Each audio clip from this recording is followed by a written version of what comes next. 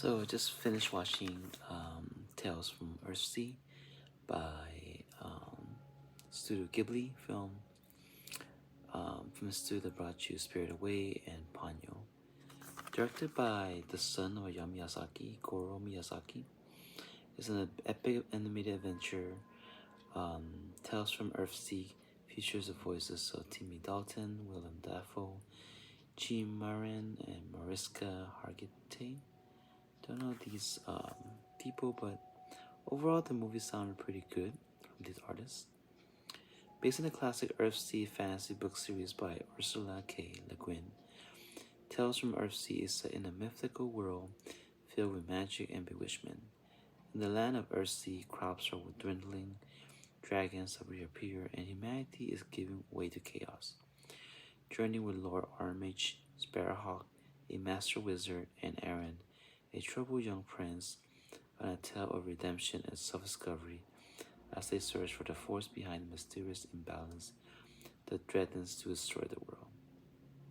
Feature a timeless story and magnificent hand-drawn animation, Tales from Earthsea is now available for the first time. So, PG-13 for some violent images. Towards the end, it did get really violent, and the images were kind of scary. Overall, I mean, I've been watching many Studio Ghibli movies for the past few weeks, and I was actually very anticipated to watch this one, as I really love dragons and the mythical part of it. But I can honestly, this is one of the films that I was not as engaged with the story as much. Many parts of it I was just waiting to find out what happened or why are they doing this. And I know it's based on a book, and part of it I am trying to figure out why the storyline just seems to be a little bit slow at times and a little bit confusing.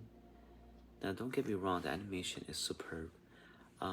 It was just so beautiful at times. The sceneries, the hand-drawn parts of it was so beautifully drawn, and the message itself was very well laid out at the end. You know, when they talk about how life is precious, it's not to be taken but to be given.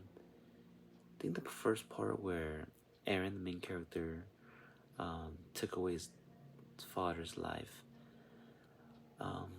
for no apparent reason. That part really confused me watching it. Let me read some notes that I have. So, only in silence the word, only in dark the light, only in dying life. Bright the hawk's flight on the empty sky. The creation of E. Dragons through spring planting. Why is there hardships? You know, I wonder about that part too in the beginning. Man's greediness, darkness approaching. So they juxtapose darkness and lightness throughout this film. But as I said, one of the biggest concerns in the beginning was, why would Aaron stab his father? And then just transitioned to a lot of beautiful images, scenery, and this whole movie, this tone was very dark and serious. The parts I really like though are the simple parts where they're just farming, just enjoying nature. I mean, part of it. I personally really like the character Sparrowhawk. I found like the character being the guide for Aaron was very well done. But then the part where Cobb kind of like misled Aaron and, you know, painted Hawk as a creature or someone that is greedy, kind of threw me off there as well.